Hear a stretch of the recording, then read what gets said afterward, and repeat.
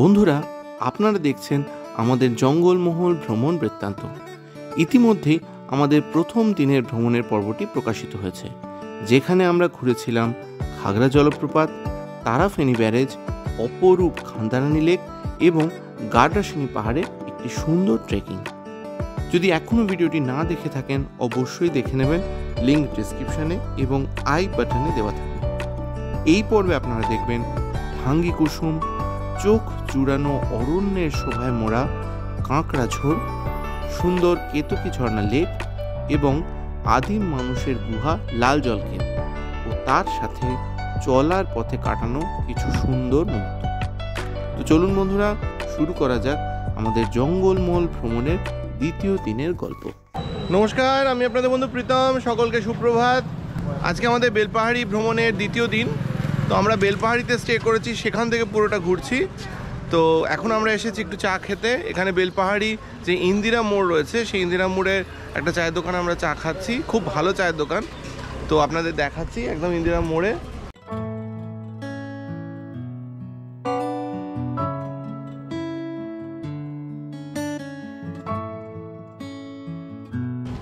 আয় কাছে কাছে কাছে কাছে কাছে। ও বাবা, ভয় পাচ্ছে। আচ্ছা ঠিক আছে ঠিক আছে ঠিক আছে ঠিক আছে ঠিক আছে।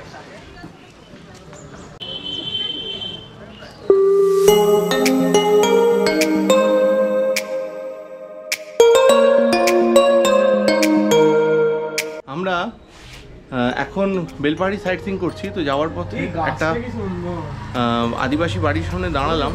এখানে দেখুন কিভাবে দেয়ালের গায়ে রংটা করে করাই হয়েছে, কি সুন্দর কাঁচ লাগিয়ে ডিজাইন করা রয়েছে।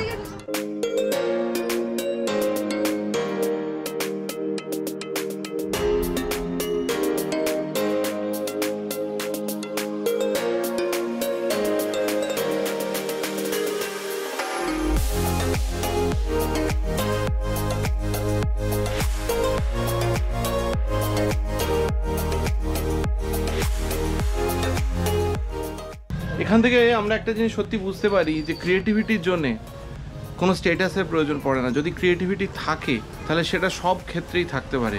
আমরা শুধু চেষ্টা করলেই আমাদের ভালোটা দিতে পারি, আর একটা এত সুন্দর কাজ কিন্তু দেখাতে পারি যাতে করে মানুষ এসে দাঁড়িয়ে সেটা দেখে যাবে।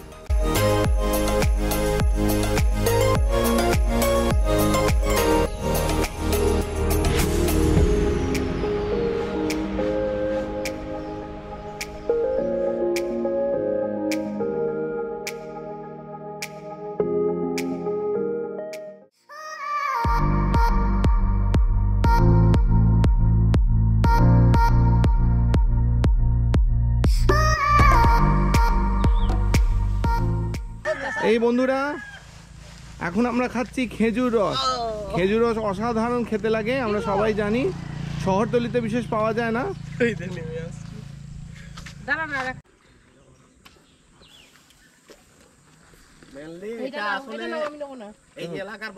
অসাধারণ।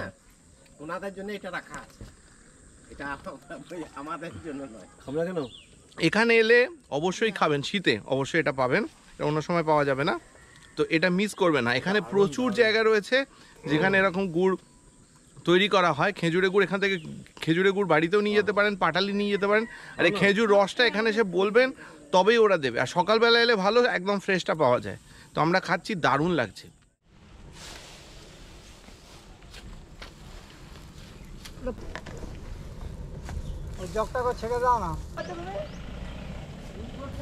এখানে দেখুন পুরো গুড়টা টগবক টগবক করে ফুটছে, এটা রসটা ফুটছে। ফোটার পর এটা আস্তে আস্তে গুড়ে পরিণত হবে।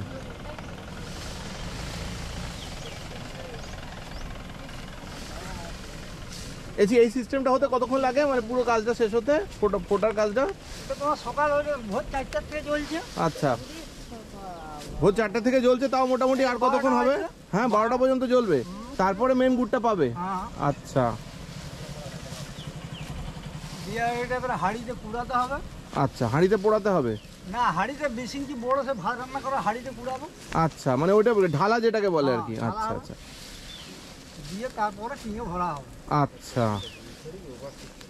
বন্ধুরা, আমরা এখন ঢুকছি যেখানে খেজুরের গুড় মেনলি রাখা হয় সেইখানটাতে।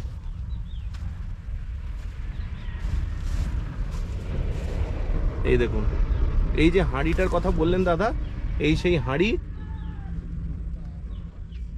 এখানে থাকে এই হাঁড়িগুলোতে, তারপরে এসব টিনে ভর্তি করা হয়।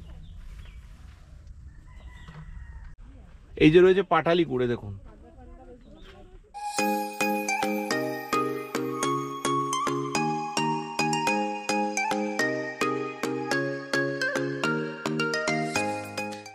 বন্ধুরা, আমরা এখন যাচ্ছি ঢাঙ্গি কুসুম ঝর্ণা দেখতে।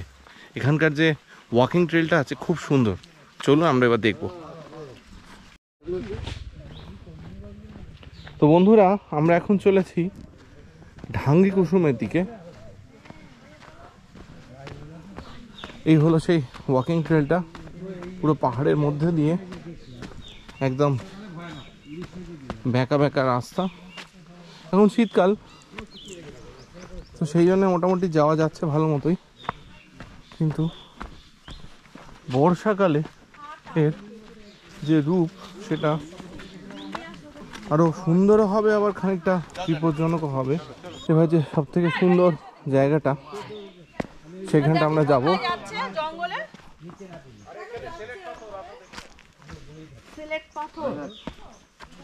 হ্যাঁ সত্যি তাই।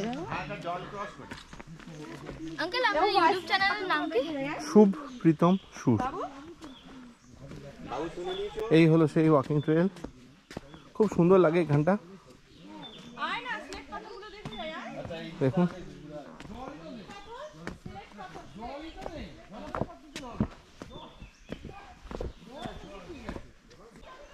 জল এখন একটু কম। এই যে জায়গাটা আপনারা একটু আগে দেখলেন, সেই জায়গাটা দিয়ে পুরো জল বয়ে যায় বর্ষাকালে। এই হলো এখানে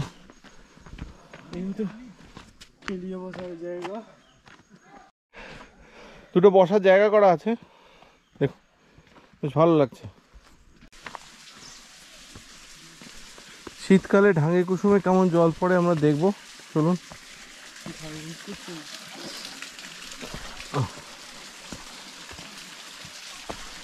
এই তো এসেছি আমরা স্বল্প ধারা।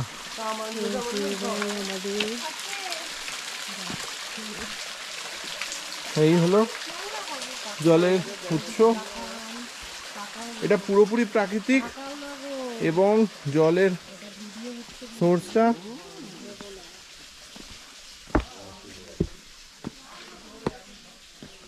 দেখুন। আমরা খানিকটা ভেতর দিকটা যাচ্ছি, জলের যেখান দিয়ে জলটা বয়ে আসছে সেই জায়গাটা দিয়ে। এই দেখুন, যেখান দিয়ে জলটা পড়ছে তার আগে এই জায়গাটা।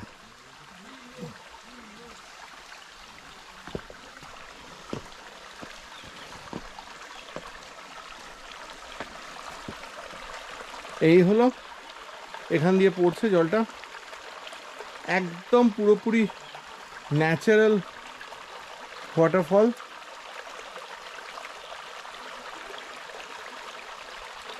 বন্ধুরা, আমরা এখন ঢাঙ্গি কুসুমে রয়েছি। ঢাঙ্গি কুসুমে জল শীতকাল স্বভাবত একটু কম, কিন্তু এই যে জলের সোর্সটা কিন্তু একদম পাহাড়ের ভেতর দিয়েই বেরোচ্ছে, তো দেখতে কিন্তু খুব ভালো লাগছে। বর্ষায় এর রূপ অসম্ভব ভালো হবে। তো শীতে এই বেলপাহাড়ির রূপ একরকম, বর্ষায় বেলপাহাড়ির রূপ একরকম। শীতে কিছু জিনিস আমরা দারুণ দেখছি, প্রকৃতি দারুণ দেখছি, শীতটা একটু বেশ এনজয়ও করছি, আর তার সাথে এখানে আবার ঝর্ণায় জলটা যেমন একটু কম, বর্ষায় সেরকম প্রকৃতি সবুজ ভাবটাও বেশি থাকবে, আবার এইসব জায়গায় জলটাও বেশি থাকবে। তো বেলপাহাড়িতে শীতও যেমন সুন্দর, বর্ষাও তেমন সুন্দর। তো বন্ধুরা দেখুন, এই ঝর্ণা ফার্স্ট ফেজটা আপনাদের দেখিয়েছিলাম, এটা হলো সেকেন্ড ফেজ। এই জল এবার ওদিক দিয়ে চলে নিচের দিকে চলে যাচ্ছে।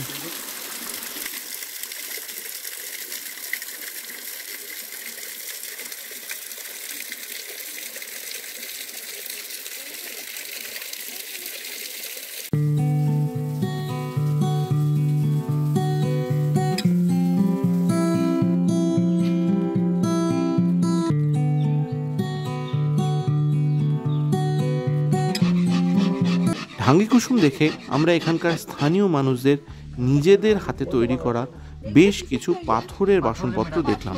যা এরা তৈরি করেন এখানকার পাহাড় থেকে বের করা বিভিন্ন ধরনের পাথর কেটে। এর মধ্যে যেমন বেশ কিছু নিত্য প্রয়োজনীয় জিনিস রয়েছে, তেমন বেশ কিছু চোখে পড়ার মতো পাথরের জিনিসও রয়েছে।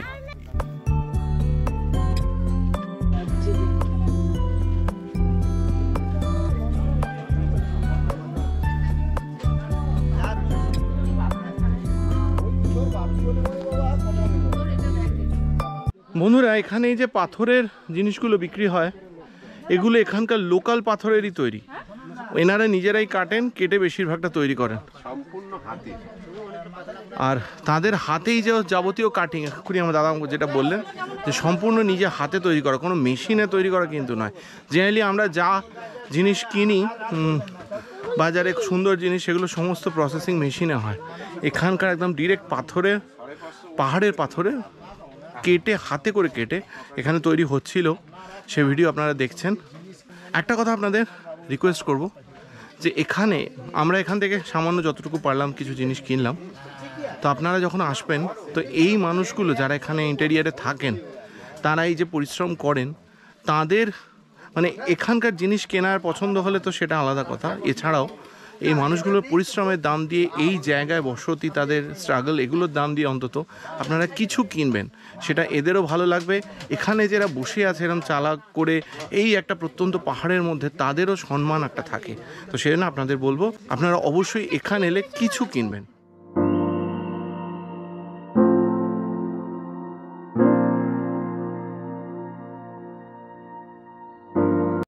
বন্ধুরা, আমরা এখন রয়েছি কাঁকড়াঝোড় জঙ্গলের মধ্যে। এই হলো দুর্দান্ত রাস্তা। তো আপনাদের এবার এই রাস্তার ভিডিও দেখাবো। অসাধারণ রাস্তা, মানে চোখ প্রাণ দুটোই জুড়িয়ে যাচ্ছে। কাঁকড়ার অর্থ হলো পাহাড়, আর ঝোড় কথাটির অর্থ হলো জঙ্গল। দুয়ে মিলে পাহাড় ও জঙ্গল যা একসাথে রয়েছে এই কাঁকড়াঝোড়ে। কাঁকড়াঝোড় হলো ৯,০০০ হেক্টর জুড়ে একটি এলাকা, যা বাংলা ও ঝাড়খণ্ডের একেবারে সীমানায় অবস্থিত। এই কাঁকড়াঝোড়ের একদিকে রয়েছে দলমা পাহাড় ও অন্যদিকে যোগ করছে পুরুলিয়া, বাঁকুড়া ও মেদিনীপুরের সাথে। এই জঙ্গলে এখনও চড়ে বেড়ায় অসংখ্য ময়ূর, ভাল্লুক, বুনো শুয়োর, হায়না ও সম্বর। ভৈরব পাহাড়ের গা ঘেঁষে এই এলাকায় যেমন রয়েছে অসংখ্য কুসুম, শাল, পিয়াশাল, সেগুন, মহুয়া, আকাশমণি গাছ, ঠিক তেমনই রয়েছে অনন্তমূল, শতমূল, কালমেঘের মতো ভেষজ গাছের সম্ভার। আমাদের গাড়ি এখন যে রাস্তা দিয়ে চলছে সেটি ময়ূর ঝর্ণা গ্রামের মধ্যে দিয়ে ৬ কিলোমিটারের একটি রাস্তা, যার সুন্দরতা ভাষা দ্বারা বর্ণনা করা সম্ভব নয়। আমরা এখানে নেবে যেমন কিছু সুন্দর ছবি তুলেছিলাম, তেমনি এখানকার কোলাহলবিহীন পরিবেশে মৃদু হাওয়া ও পাখির কুজনের সুমধুর সুরেরও স্বাদ আস্বাদন করেছিলাম। তাই বন্ধুরা, যদি এমন গহন অরণ্যের স্বাদ আস্বাদন করতে হয়, তাহলে আপনাদের এখানে আসতেই হবে। কারণ মোবাইলের একটি ছোট্ট স্ক্রিন আর ক্যামেরার একটি ক্ষুদ্র লেন্স কখনো প্রকৃতির এই বিশাল সুন্দরতার আনন্দ অনুভূত করাতে পারে না।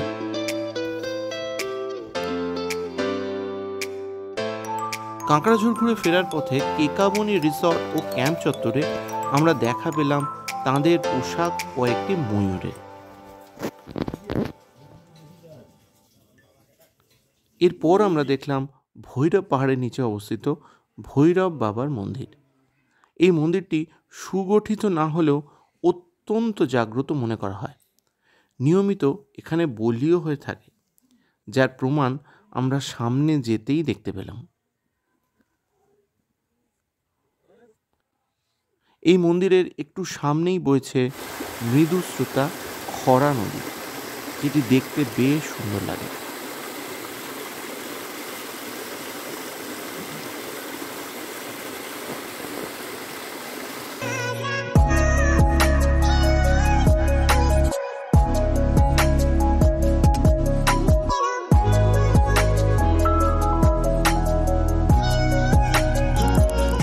বন্ধুরা, আমরা এখন রয়েছি কেতকী ঝর্ণায়। তো কেতকী ঝর্ণা মানে নামটা শুনলে মনে হবে যে হয়তো এখানে ঝর্ণা আছে, যেটা অনেকেই ভুল করেন। তো এখানে ঝর্ণা নেই, এখানে একটা জলাধার রয়েছে বেশ বড় সুন্দর দেখতে, লেক রয়েছে, আর আশপাশে তো বনভূমি জঙ্গল রয়েছেই। তো সেইটাই হচ্ছে এখানে দেখার সুন্দর জলাধার। তো ঝর্ণা এখানে নেই, জলাধারটাই খুব সুন্দর, সেটাই দ্রষ্টব্যস্থান এখানে।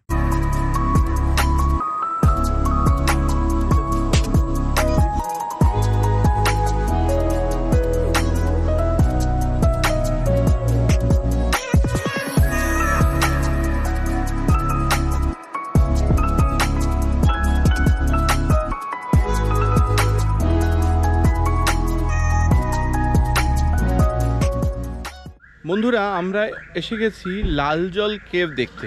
তো এই যে জায়গাটা, এই জায়গাটার নাম লালজল, আর খানিকটা উঠে সেখানে কেভ দেখব।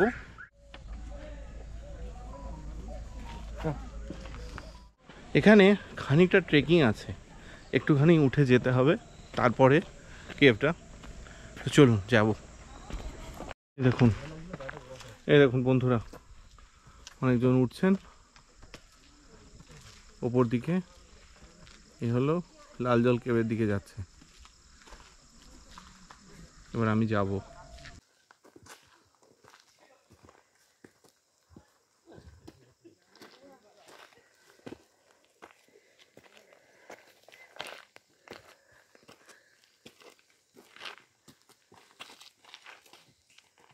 কেভে ওঠার মাঝামাঝি খানিকটা উঠেই এখানে লালজল দেবীর মন্দির রয়েছে।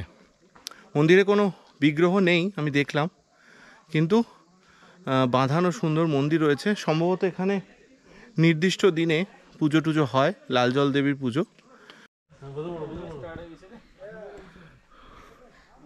বন্ধুরা, আমরা অনেকটা এসে গেছি কাছাকাছি, আর একটুখানি ওই যে সামনে গুহা। আমরা এখন রয়েছি লালজল কেভে। তো এখানে আদিবাসীদের গুহা, কিছু পুরনো তাদের অস্ত্রশস্ত্র যেগুলো তারা ব্যবহার করতো, সেগুলো সমস্ত এখান থেকে পাওয়া গিয়েছিল। সেগুলো এখন কলকাতা জাদুঘরে আছে। আর এই জায়গায় খানিকটা কেভ রয়েছে সুন্দর।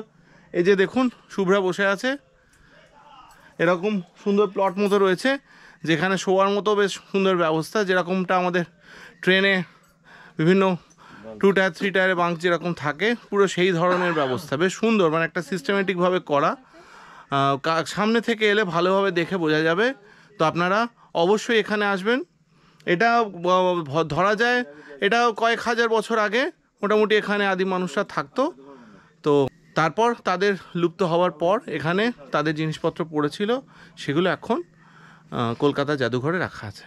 এই যে সুন্দর ব্যবস্থা রয়েছে, এখানে অনায়াসেই শোয়া যেতে পারে। আমরাই চাইলে শুতে পারি, হয়তো ধুলো নোংরার জন্য হয়তো শুতে পারবো না বা পারছি না, কিন্তু বেশ সুন্দর। আমরা বসে তো অনায়াসেই বসে আছি ভেতরটা। এই যে বন্ধুরা, খানিকটা চেষ্টা করছি ফ্ল্যাশ লাইট জ্বেলে দেখানোর।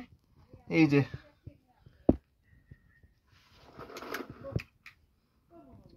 যে তলাটা পুরো দেখা যাচ্ছে দেখুন, আর ভেতরেও বেশ খানিকটা যাওয়ার মতো জায়গা আছে। তো বন্ধুরা, এখানে অবশ্যই আসবেন। আজকে আমাদের এখানেই বেলপাহাড়ি ভ্রমণ শেষ হচ্ছে। ভিডিওটা ভালো লাগলে অবশ্যই লাইক করবেন, শেয়ার করবেন, আর আমাদের চ্যানেলটা অবশ্যই সাবস্ক্রাইব করবেন। সকলে ভালো থাকবেন, সুস্থ থাকবেন, আর সঙ্গে থাকবেন। জঙ্গলমহল ভ্রমণের সবথেকে সুন্দর মুহূর্ত হলো এখানকার রাস্তা ও দুধারে বিস্তীর্ণ বনভূমি। গাড়িতে বসে এই অপরূপ রাস্তার শোভা দেখতে দেখতে কখন যে আপনি মাইলের পর মাইল পথ অতিক্রম করে চলে যাবেন বুঝতেই পারবেন না। আমরা যারা কংক্রিটের জঙ্গলে থাকার অভ্যাস করে ফেলেছি, তাদের কাছে এই প্রকৃত জঙ্গল এক স্বপ্নের মতো সুন্দর অনুভূতি দেয়। এর পরের পর্বে আপনারা দেখবেন আমাদের ঝাড়গ্রাম ভ্রমণ, যেখানে আপনারা কনক দুর্গা মন্দির, সাবিত্রী মন্দির, ঝাড়গ্রাম রাজবাড়ি ও ঝাড়গ্রামের সুন্দর চিড়িয়াখানা দেখতে পাবেন। তো আজকের গল্প এখানেই শেষ করছি। সকলে ভালো থাকবেন, ধন্যবাদ।